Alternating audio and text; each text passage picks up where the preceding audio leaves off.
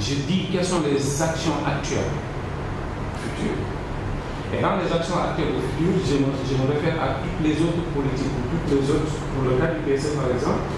Si vous lisez le PSE, vous verrez que le PSE renvoie souvent à beaucoup d'autres lettres sectorielles.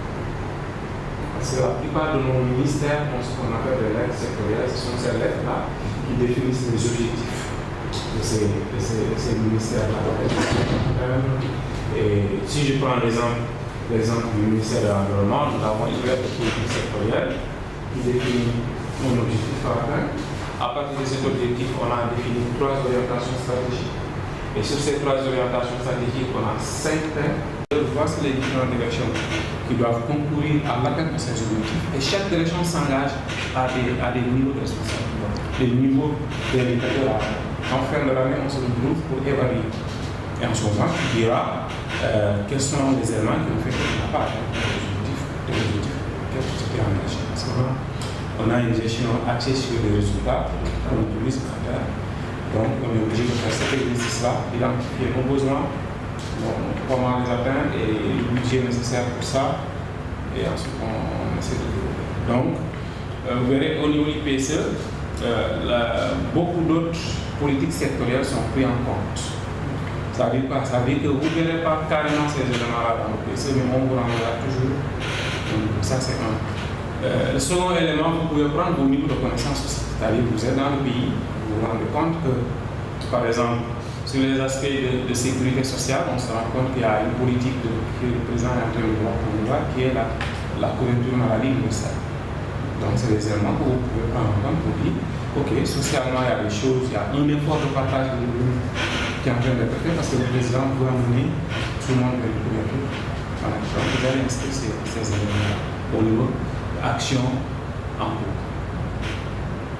Juste une question. Au niveau des actions en cours, est-ce que c'est évalué ou bien c'est des actions que nous, par rapport à ce que le projet a prévu et nous, d'autres connaissances qu'on a eues, on va juger que les actions que le projet a prévues sont inférieures en termes d'objectifs par rapport à nos connaissances antérieures?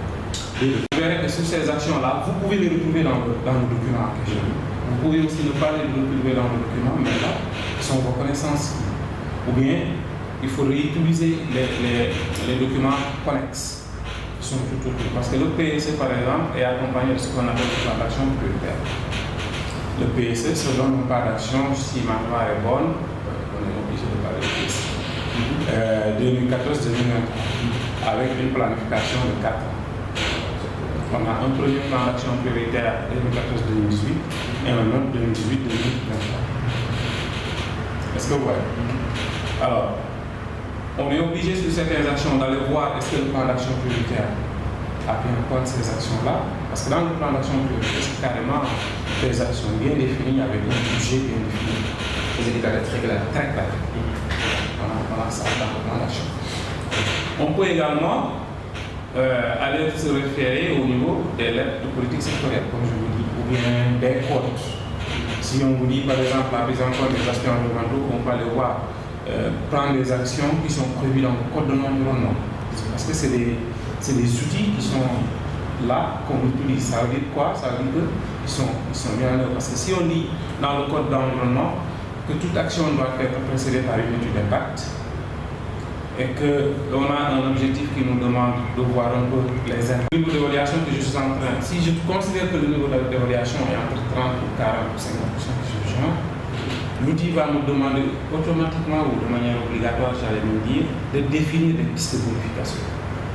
Parce que je considère que l'objectif est très peu utilisé. Et excusez-moi de vous interrompre dans la deuxième colonne piste de bonification. C'est-à-dire si j'évalue que le document prend en compte de bonification, qu'est-ce qu'il faudrait mettre davantage pour améliorer cet objectif? Ok, d'accord. Est-ce que vous voyez? Donc, c'est le même exercice à faire sur tous les objectifs, vous devez remplir tout ça. C'est pourquoi je vous dis, sur 5 objectifs, sur 101 objectifs, comme on a dit tout à l'heure, c'est nécessaire de discuter, c'est nécessaire d'échanger, mais c'est nécessaire aussi d'arriver à un consensus pour pouvoir améliorer. J'ai omis de dire une chose qui est fondamentale, pour ne pas dire aussi nécessaire. Pour parvenir à faire cet exercice-là, il faut nécessairement lire et relire le document qu'on va analyser. Il faut le connaître. Il faut le maîtriser. Il faut maîtriser cette théorie, mais il faut vraiment le lire. Quoi. Parce que tu ne peux pas évaluer un document auquel tu n'as pas du tout. C'est pas possible. C'est pas possible. C'est pourquoi je vous avais envoyé en son temps uniquement le PC. Donc si les gens avaient eu le temps de le lire, vous allez voir. Ça, quand je vais vous montrer un peu le travail qu'on a fait, vous allez voir un peu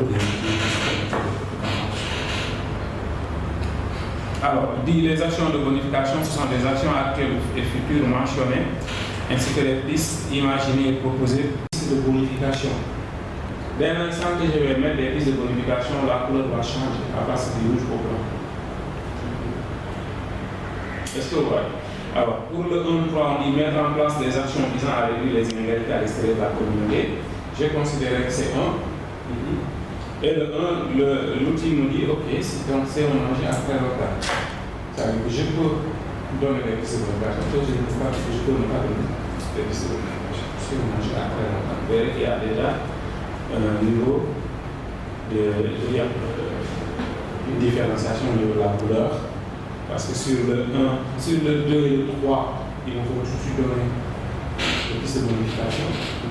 Mais sur le 1, comme l'objectif est à long terme, je peux ne pas donner des pistes parce que peut-être si je prends l'exemple du PSE, si par exemple c'est un objectif à très long terme, comme on vise en 2035-40, c'est voilà, je ne suis pas obligé de tout suivre le temps de l'évaluation. Au niveau de l'évaluation, c'est de l'évaluation qu'on parle tout à l'heure. Quand on donne la pondération 3, l'évaluation c'est le pourcentage avec le temps de la. Ok. Vous avez vu. Vous savez, à ce niveau, on avait juste mis les pondérations. Okay. On a mis 3, 2, 1 et tout de suite les couleurs ont réagi. Ok. Alors, on va évaluer le document. En évaluant, on met ici 80. On a dit c'est conforté. C'est vrai. On n'est pas obligé de donner une liste de bonification. Parce que le document qu'on est en train d'analyser prend en compte l'objectif à hauteur de 85%. Ok, c'est consistant. Ces 85 sont liés à ce qu'on a donné et les pistes de bonification qu'on a donné. Non. Les 85, c'est la prise en compte de l'objectif dans ce document-là. La prise en compte de l'objectif dans ce document-là. Le document qu'on a fait d'analyser. On considère que voilà, l'objectif est pris en compte à hauteur de 85% et l'outil de vie s'est comporté. C'est vraiment bien compris. On peut, si on a d'autres pistes, la mettre, mais on peut ne pas mettre. Sur le second exemple, on a mis que au niveau de l'évaluation, l'objectif est pris en compte à hauteur de 15%, et là le document nous demande de réagir. Il nous faut nécessairement trouver les pistes de bonification. Et vous voyez qu'il y a toujours, sur chaque thème, on a un total. On a une moyenne, la pondération moyenne. Ici, c'est que je veux savoir. L'évaluation et la pondération. Okay. Vous avez vu que là, j'ai mis 1. Je suis à 68. Si j'avais mis 2 à 68, je viens l'expliquer. Voilà.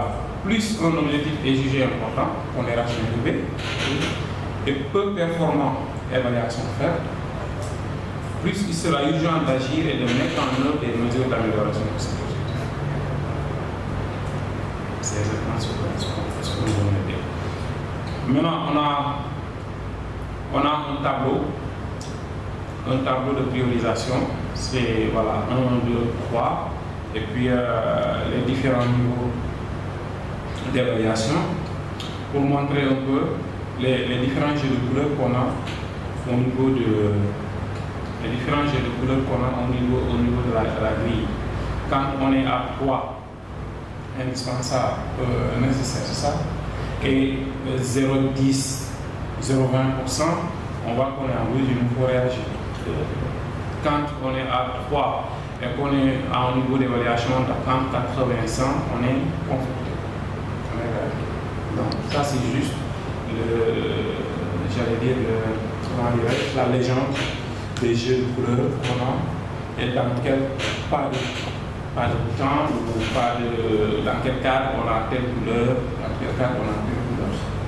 Et qu'est-ce que la couleur, qu'est-ce que vous avez à travers temps, réagir, agir, conforter, enjeu à très long terme, selon la pondération et l'évaluation qu'on a fait.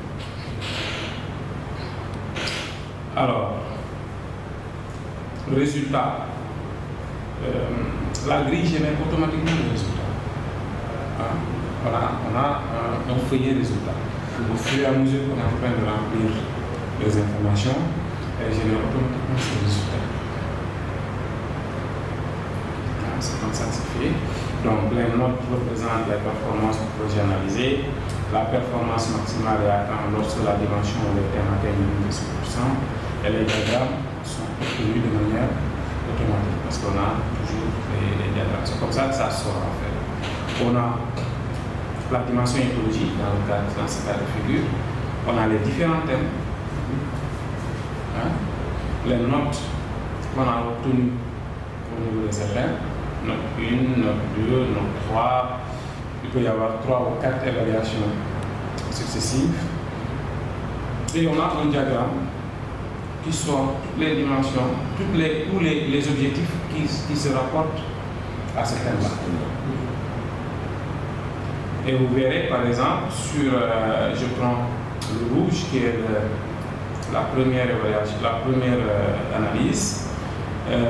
L'objectif polluant affectant globalement la biosphère est assez pris en compte parce qu'on est 0, 50, 100. Suivez-moi qui est la première évaluation. Ok. Alors on voit que cet objectif-là est à hauteur de 80% des choses du monde. Pendant que l'utilisation des énergies renouvelables est très faiblement évaluée, moins de 50%.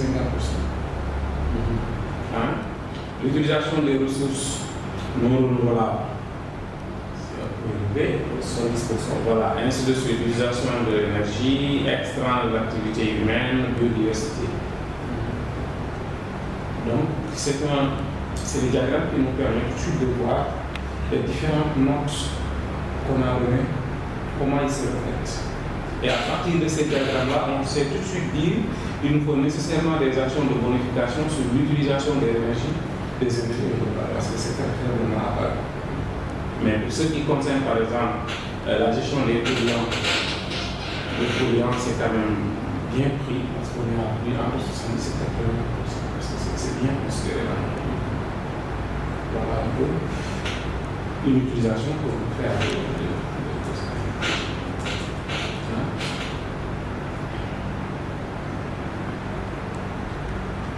voilà. Les clés d'analyse de 80 à 100% dit que la dimension ou le thème est fortement considéré dans notre projet. Et là, on revient là, on regarde carrément les résultats qu'on a eu.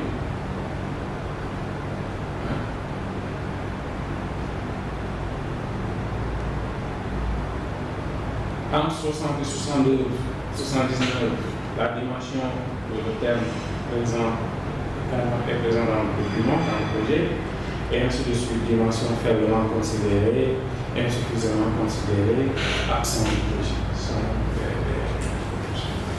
En fait, c'est des éléments qui vont nous être utiles quand on va les analyser après. Parce que là, on fait un premier travail de renseignement, et après, il faudra qu'on analyse carrément, qu'on sorte du document d'analyse.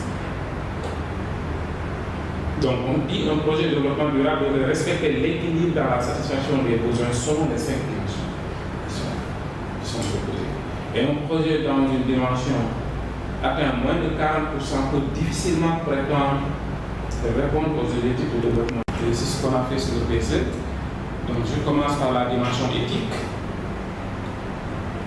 Vous voyez que sur le premier objectif, la lutte contre, le premier thème, lutte contre la pauvreté, le thème fait un total de 8 points, avec 77% de prise en compte. Alors, si on regarde un peu l'action gouvernementale vis-à-vis des couches sociales, on se rend compte quand même que c'est quelque chose qui est carrément pris en compte. La couverture sanitaire, les bourses sociales, il y a énormément de choses les bourses, c'est ça, les bourses sociales, les familles démunies, tout ça là. Réduction des denrées alimentaires, réduction du loyer, il vise carrément le social. Le programme est très social. Et vous verrez que sur les actions futures, on les a notées. On dit action 3, de 3 à 105, 106 ou 108, il plan d'action prioritaire. Il faut carrément que je dise pourquoi j'ai mis ces notes et ces pondérations-là. Et si j'ai plus de bonification, je les mets. Inciter à investir davantage sur l'éducation des enfants, par exemple. Et sur le troisième objectif, j'ai mis les actions 108 du PAP. J'ai les liens avec la CEDEAO et l'UEMOA, parce qu'on est quand même dans une entité sous-régionale. Il y a des lois sous-régionales qu'on est tenu de respecter. Et on dit que les liens avec la CEDEAO et l'UEMOA soutiennent la diplomatie économique. Ensuite, on a donné des fiches de bonification. Et voilà, c'est ainsi de suite. Sur chaque élément, vous allez voir